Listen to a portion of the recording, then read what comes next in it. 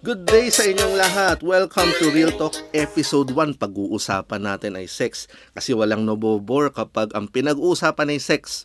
May nagtanong sa akin, Kuya, ano ba yung pinakamasarap na sex? No, pero bago yan, bakit nga ba masarap ang sex?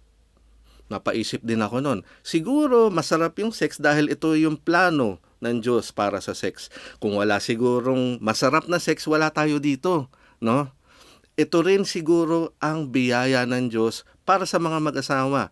So, we take it as a gift from God na masarap yung sex. Now, going back to the topic, ano yung pinakamasarap na sex?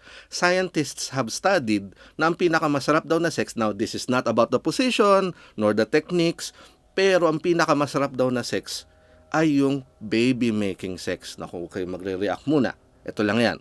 Sa tingin ko, masarap yung baby-making sex for 3 reasons. Number 1, confident ka na yung taong yon will stay with you forever, no, kahit anong mangyari.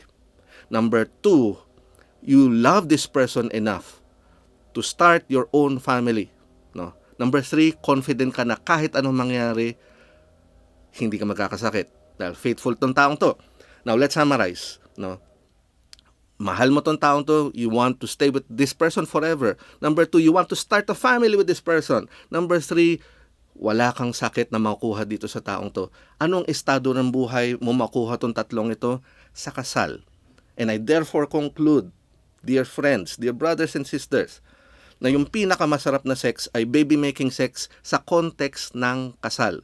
Ito rin siguro ang plano ng Diyos, ito rin biyaya ng Diyos sa mga mag-asawa. Ako si Kuya AJ para sa Real Talk, usapang love, sex at friendship. Kita-kita tayo ulit.